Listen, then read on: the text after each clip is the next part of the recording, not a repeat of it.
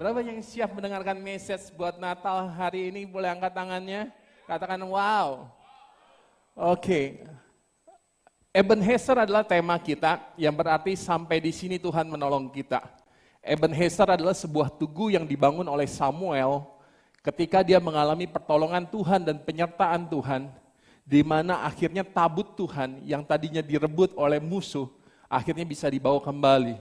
Samuel bisa merebut kembali. Dan di situ dia merasakan sebuah pertolongan Tuhan yang luar biasa. Dan dia berkata, dia dirikan sebuah tugu, dan dia berkata, tempat ini, tugu ini, diberi nama Ebenezer. Sampai di sini Tuhan menolong kita. Dan saya percaya bahwa hari ini kita juga berkata kepada Tuhan, di balik setiap kesulitan yang ada, tapi 24 Desember tahun 2020, kami juga tetap mau berkata, Ebenezer, Tuhan masih menolong kami sampai hari ini. Tapi message Natal yang saya mau sampaikan bukan hanya sekedar Tuhan menolong kita. Atau lebih daripada itu Tuhan mengasihi kita. Tapi pesan Natal yang ingin saya sampaikan hari ini adalah bagaimana Tuhan menghargai kita. Dan setiap kita berharga di hadapan Tuhan. Apa yang telah Yesus lakukan dengan lahir, masuk ke dunia, dan mati di atas kayu salib untuk menyelamatkan setiap dosa kita. Bukan hanya menggambarkan bahwa dia menolong kita, tapi lebih dari itu menggambarkan dia mengasihi kita. Tapi lebih tinggi lagi, saya bisa menolong seseorang tapi saya belum tentu mengasihi orang itu. Saya bisa menolong dan mengasihi orang itu, tapi belum tentu saya beri penghargaan yang besar terhadap orang itu. Saya memberikan apresiasi. Tapi Natal menggambarkan pertolongan Tuhan, kasih Tuhan, dan betapa dia menghargai bahwa setiap kita berharga di hadapan Tuhan. Ada 3 ayat yang ingin saya bacakan di arah benar, bahwa Anda dan saya adalah orang-orang yang berharga di hadapan Tuhan. Yesaya pasal 43 ayat 4 berkata, oleh karena engkau berharga di mataku dan mulia, dan aku ini mengasihi engkau, maka aku memberikan manusia sebagai gantimu dan bangsa-bangsa sebagai ganti nyawamu. Oke, ayat ini bisa tetap ditayangkan. Oleh karena engkau berharga di mataku dan mulia. Tuhan bukan hanya melihat kita orang yang gak berdaya, orang yang gak bisa apa-apa. Tapi Tuhan melihat ketika dia mengirimkan Yesus ke dalam dunia ini, dia berkata karena kamu berharga dan kamu mulia di mata Tuhan. Anda dan saya adalah orang yang sangat precious, yang sangat dihargai Tuhan. Itu sebabnya Allah sampai lahir di dunia ini berwujud manusia dan diberi nama Yesus, Immanuel, God with us. Karena Anda berharga. Karena ada sesuatu nilai dalam diri Anda. Anda precious. Dia mengapresiasi setiap Anda. Ayat Yesaya pasal 9 ayat 6 menunjukkan lagi bukti bahwa kita berharga di hadapan Tuhan. Sebab seorang anak telah lahir untuk kita. Stop. Seorang anak telah lahir untuk siapa? Kita. Yesus telah lahir untuk siapa? Untuk kita. Betapa berharganya kita. Lanjutkan. Seorang putra telah diberikan untuk Diberikan kita. untuk siapa? Untuk kita. Siapa sih anak yang diberikan untuk kita? Anda itu dikasih hadiah seorang anak, seorang putra. Seorang ayah kalau mendapat seorang anak berbahagia sekali. Tapi Anda perlu tahu anak yang diberikan untuk Anda itu siapa? Putra yang diberikan untuk kita itu siapa? Bisa dilanjutkan? Lambang pemerintahan ada di atas Lambang bahunya. pemerintahan ada di atas bahunya. Dan namanya disebutkan orang penasehat ajaib. Penasihat ajaib, Allah yang perkasa. Allah yang perkasa, Bapa yang kekal. Bapa yang kekal, Raja damai. Raja damai. Kalau hari ini saya boleh khotbah tentang 4 pewahyuan tentang penasihat ajaib, tentang Allah yang dahsyat, tentang Bapa yang luar biasa, dan Raja damai, itu bisa menghabiskan 4 kali materi khotbah.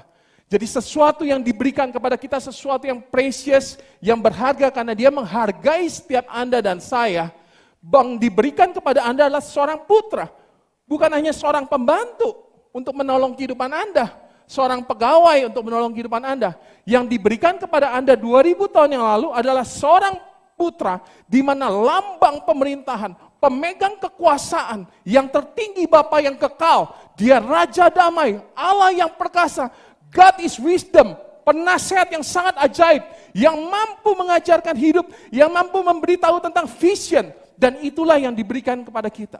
Betapa luar biasanya Anda sebagai anak-anak Tuhan. Satu lagi di dalam 1 Petrus 1 ayat 18 sampai 19, saya ingin tunjukkan kepada saudara betapa berharganya kita. Sebab kamu tahu bahwa kamu telah ditebus dari cara hidupmu yang sia-sia, yang kamu warisi dari nenek moyangmu itu, bukan dengan barang yang fana, bukan pula dengan perak atau emas. Kita ditebus bukan dengan perak emas, tapi dengan apa kita ditebus? Ayat 19. Melainkan dengan darah yang mahal, yaitu darah Kristus yang sama seperti darah anak domba yang tak bernoda dan tak bercacat. Bahkan kita ditebus bukan dengan uang. Kita ditebus bukan dengan perak dan emas. Kita ditebus dengan harga, dengan darah, dan nilainya sangat mahal sekali. Dari 3 ayat yang saya bacakan, saya ingin memberitahukan pesan Natal bahwa betapa Anda berharga dan betapa Anda luar biasa di hadapan dan di mata Tuhan. Anda berharga, nilai Anda mahal. Kualitas tinggi, nilai mahal, nggak pakai uang, pakai nyawa. Di dalam sebuah kehidupan tidak bisa dipungkiri sesuatu yang berharga memiliki nilai yang tinggi. Rumah yang berharga, yang mewah, yang luasnya 1 hektar, yang memiliki kolam renang, beda dengan rumah yang hanya ukuran kecil. Rumah seharga 500 juta, beda dengan rumah seharga 5 miliar. Beda lagi dengan rumah seharga 50 miliar. Dan beda lagi dengan rumah seharga 50 miliar. Semua menunjukkan sebuah kualitas dari sebuah harga. Handphone yang dipakai, ada yang harganya 2 juta. Tentu tidak bisa dipungkiri, handphone yang harganya 12 juta akan jauh lebih bernilai dan berharga karena isi dan spesifikasinya dari handphone itu. Tapi yang 12 juta, kalau dibandingkan dengan yang 22 juta, tentu berbeda juga. Yang 22 juta memiliki kualitas yang lebih luar biasa. Dalam kehidupan itu analogi yang sederhana. Semakin berkualitas, semakin precious, semakin berharga, maka harganya semakin mahal. Wajar.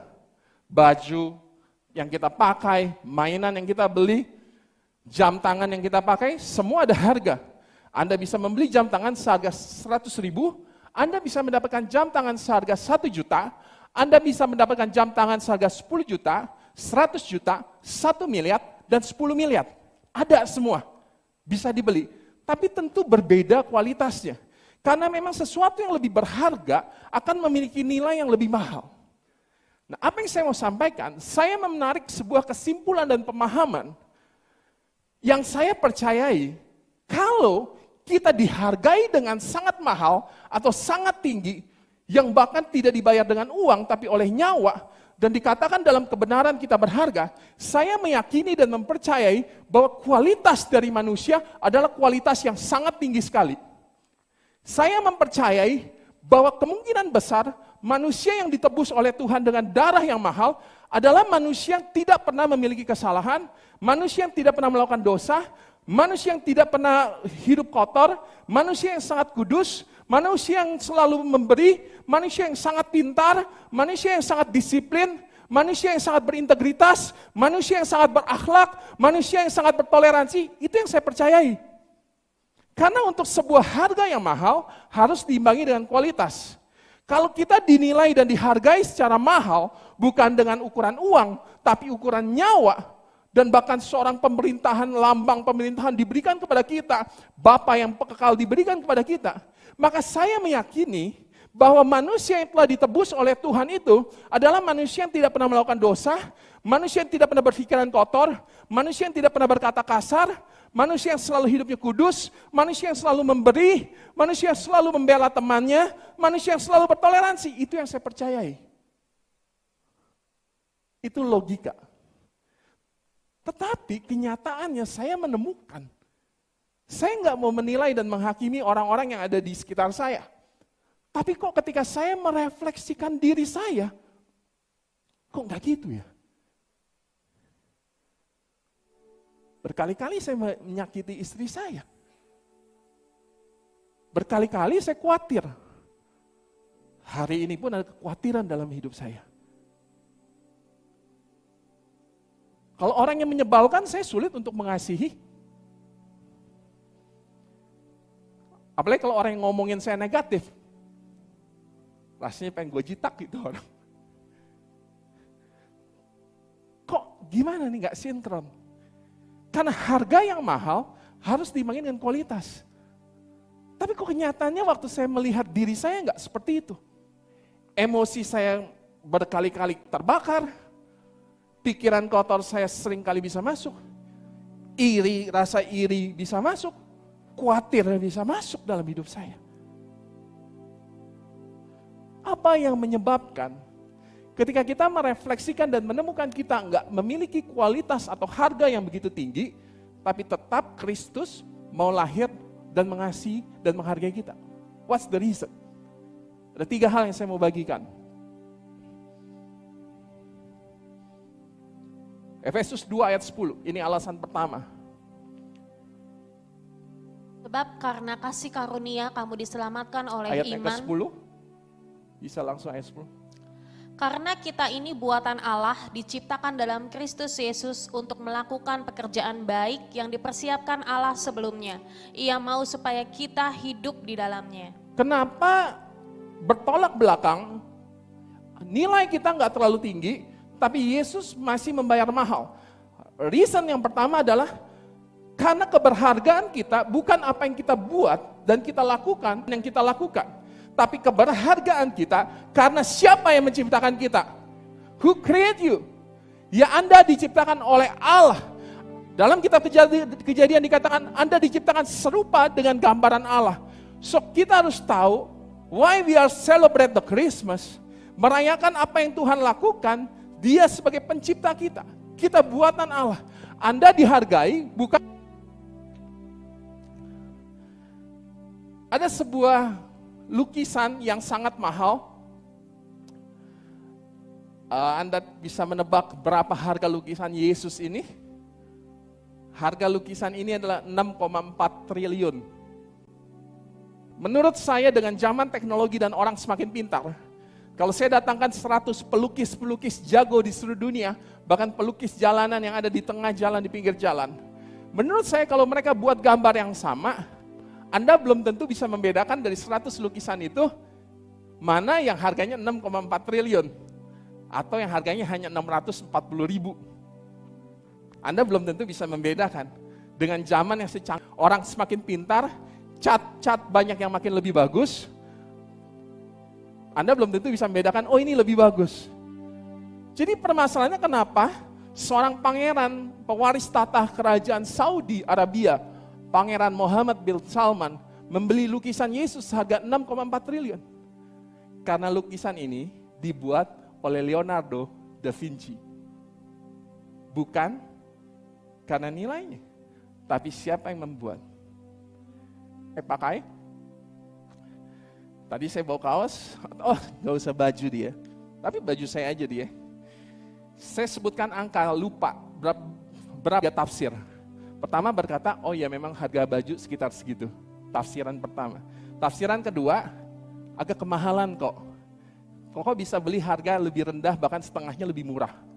Tafsiran ketiga berkata, murah banget kok. Harusnya nilainya lebih tinggi dari seperti itu.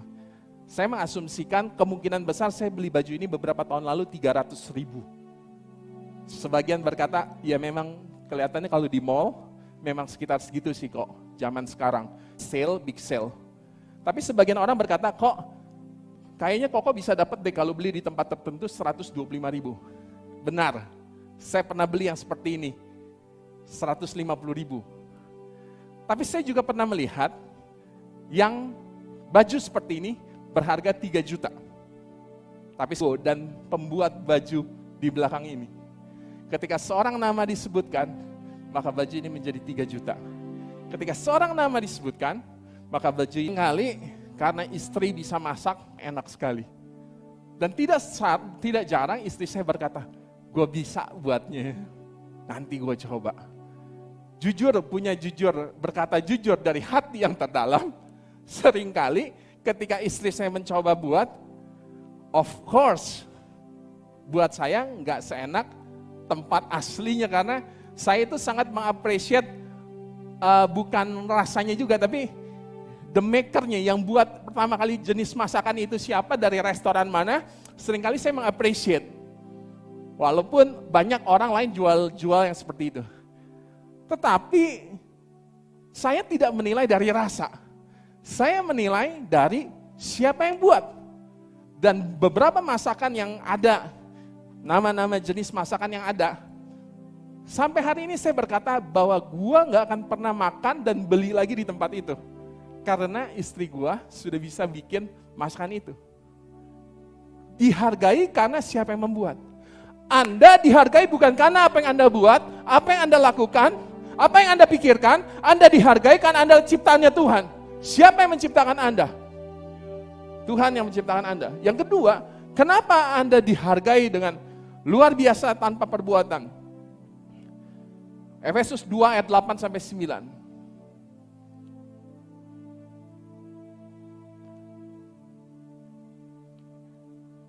Sebab karena kasih karunia kamu diselamatkan oleh iman. Itu bukan hasil usahamu, tapi pemberian Allah. Itu bukan hasil usahamu, itu keputusan Allah. Anda dikasih adalah ketetapannya Allah. Anda dicintai, Anda berharga karena inisiatif Allah. Karena pikirannya Allah, kemauannya Allah. Bukan karena siapa Anda. Saya mencintai anak saya bukan karena setiap hari dia berbuat baik. Berkali-kali, seringkali diciptakan. Dia bertanggung jawab terhadap apa yang telah dia ciptakan.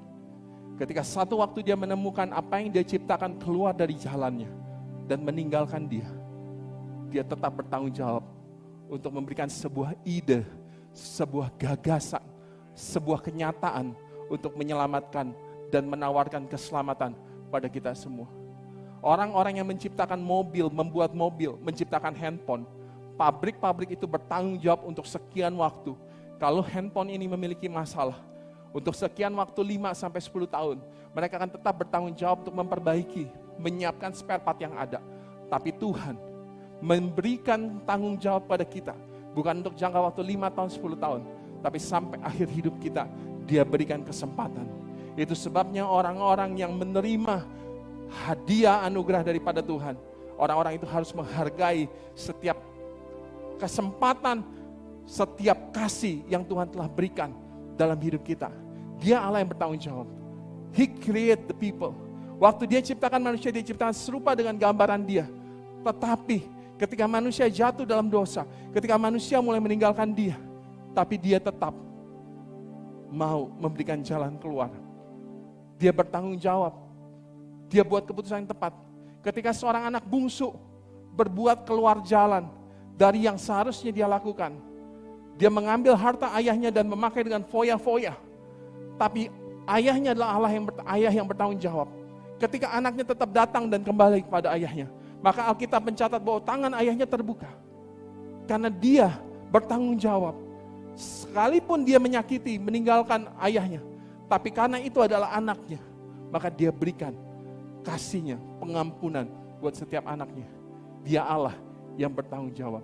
So, saya mau katakan hari ini di penutup akhir khotbah saya bahwa Anda dibenarkan bukan karena keputusan Anda dibenarkan bukan karena perbuatan Anda dibenarkan menjadi hebat dan berharga bukan karena apa yang Anda lakukan, tapi Anda berharga di hadapan Tuhan karena keputusannya Tuhan. Karena siapa yang menciptakan Anda? Karena Dia, Yesus, yang bertanggung jawab buat setiap kita. Tuhan adalah guru dan master untuk mengubah sesuatu yang tidak berarti menjadi berarti. Tuhan adalah guru yang memiliki spesialis. Dia adalah master yang memiliki spesialisasi untuk membuat yang tidak berguna, yang tidak pernah dipandang, menjadi dipandang dan berguna. Dia adalah masternya. Natal adalah sebuah momen master yang selalu membuat benda-benda tidak berguna seperti pohon yang kecil, tapi diperebutkan di bulan Natal dan semua orang berusaha untuk membeli. Dan sebagian orang memaksa untuk memasukkan pohon yang tidak berguna yang seringkali saya lihat di tengah jalan. Dan saya tidak pernah kepikiran untuk membeli. Tapi momen bulan Desember, keluarga saya mendesak saya, anak saya mendesak saya, istri saya mendesak saya, demi mendapatkan pohon yang seperti ini. Dan harus dimasukkan di sebuah rumah, diberi tempat, ruang tamu, ruang yang paling penting dalam rumah saya. Dan pohon itu harus ditaruh di tempat yang paling terpenting. Pohon yang harganya hanya 50.000, yang sering kali saya lihat di tengah jalan. Tapi hanya karena Natal yang sanggup mengubahkan sesuatu yang tidak berarti, yang sanggup mengubahkan sesuatu yang tidak berguna. Tapi pohon yang tidak berguna ini, sederhana ini, membuat anak saya berteriak, "Dad, kita sudah beli pohon Natal, Dad." Seringkali berkali-kali dia menangis dan berkata, "Why? Kenapa nggak ada vibe Christmas? Kenapa di rumah kita nggak ada nuansa Natal?" Dan semua orang memperebutkan pohon ini dan untuk menaruh di tempat yang paling terpenting di bagian rumahnya. Dihiasi, difoto, ditampilkan di rumah Tuhan, ditampilkan di gereja. Beberapa minggu lalu saya baru buang batang besi seperti ini. Beberapa besi yang seperti ini baru saya buang dari rumah. Dan ketika saya melihat ke gereja, dan hampir semua orang yang datang ke gereja langsung melihat ini. Menjadi sebuah pusat perhatian. Hanya karena besi ini dibangun berdiri dan dicat secara gold. Dan beberapa orang memuji Nike yang membuat ini dan berkata, "Luar biasa. Hiasan Natal. Ini hanya sebuah besi." Tapi karena Natal, dia selalu mendapatkan tempat yang paling terutama. Seringkali dalam pohon Natal ditaruh hiasan kaos kaki. Saya kepikir mungkin tahun depan, kaos kaki saya hari ini saya taruh di pohon Natal. Demikian Tuhan mengubah yang tidak berguna yang duduk di tempat ini menjadi berguna. Hanya karena Natal yang luar biasa. Mari bangkit berdiri. Sebab Natal tak akan berarti tanpa kasih-Mu. Lahir di hatiku hanya bersama-Mu, Yesusku, rasakan selalu. Indahnya Natal di hatiku. Sebab Natal tak akan berarti tanpa kasih-Mu. Lahir di hatiku hanya bersama-Mu, Yesusku, rasakan selalu. Indahnya Natal di hatiku. Natal tak akan berarti tanpa kasih-Mu. Lahir di hatiku hanya bersama-Mu, Yesusku, rasakan selalu. Indahnya Natal di hatiku. Bersama paduan suara ku bernyanyi. Kemuliaan di tempat tahan ini. Di tempat tahan ini. Haleluya. Dan damai sejahtera di antara manusia yang hidupnya berkenan kepadamu. Sama paduan suara ku bernyanyi. Kemuliaan di tempat tahan ini. Dan damai sejahtera di antara manusia yang hidupnya berkenan kepadamu.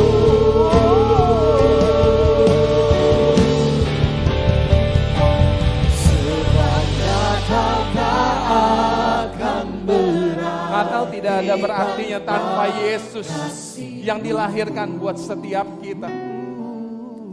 Lahir di hatiku bersamamu. Tidak ada kata betapa berharganya Engkau tanpa kelahiran Yesus. Indahnya Natal di hatiku. Katakan sebab Natal. Sebab Natal tak akan berarti tanpa kasih-Mu. Kami bersyukur buat kelahiran Yesus. Lahir di hatiku hanya bersamamu, Yesus ku rasakan. Katakan indahnya Natal di hatiku. ya, haleluya.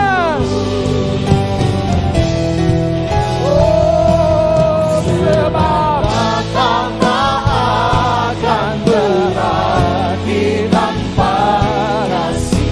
haleluya. Lahir di hatiku hanya bersamamu, Yesus ku rasakan selalu. Indahnya Natal di hatiku. Indahnya Natal di Lift up your hands. Lift up your hands. Celebrate the Christmas. The Christ is born for us. sebab Natal tak akan berarti tanpa kasih-Mu. Oh, tanpa Yesus. Tanpa Yesus. Kita tidak berharga. Hanya bersamamu, Haleluya. rasakan selalu. Katakan indahnya. Indahnya Natal di Yang terakhir. Sekali lagi katakan dengan sungguh. sebab Natal tak akan berarti tanpa kasih-Mu. Oh, lahir di hatiku hanya bersamamu, Yesus ku rasakan selalu. Indahnya Natal di hatiku.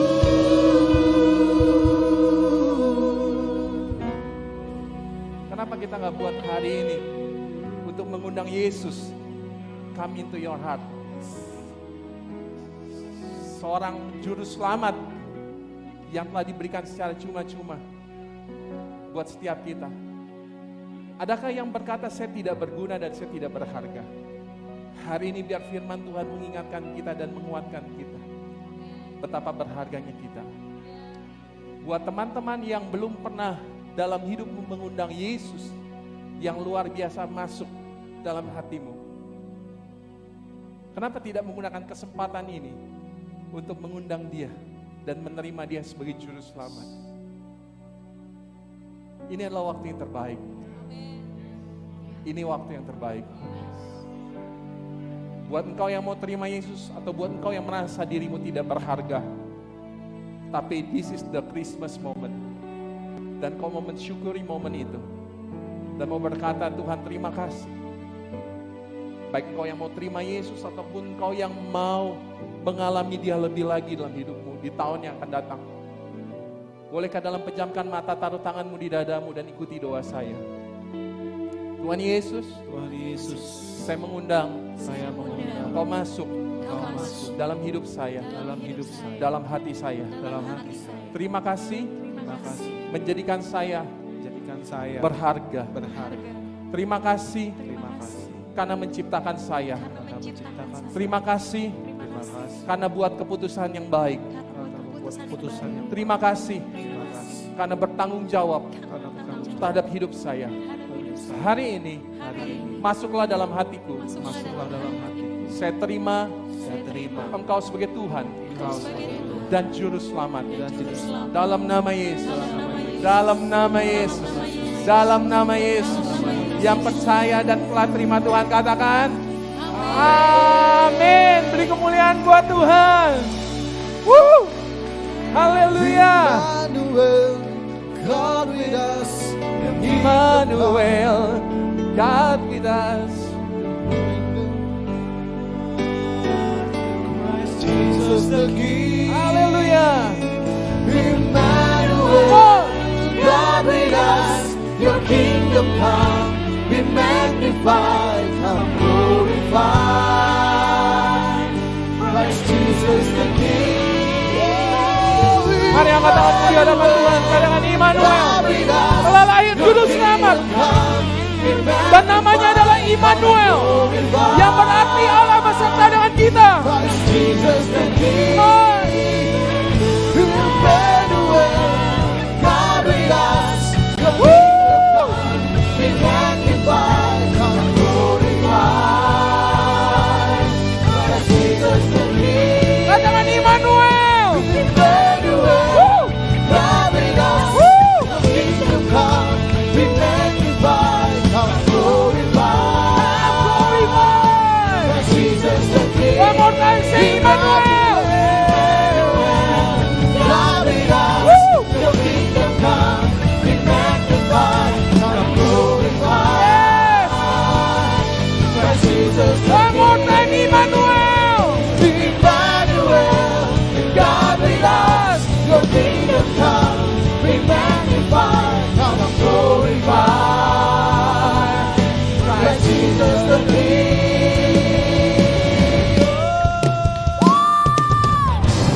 Glorify my son, I believe.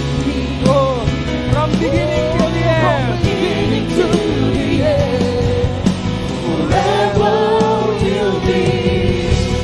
Even when I feel alone, you stay with me. So God, Emmanuel, son, I believe. From beginning to the end, forever you'll be. Even when I feel alone, you stay with me. So God, God with us, God with us.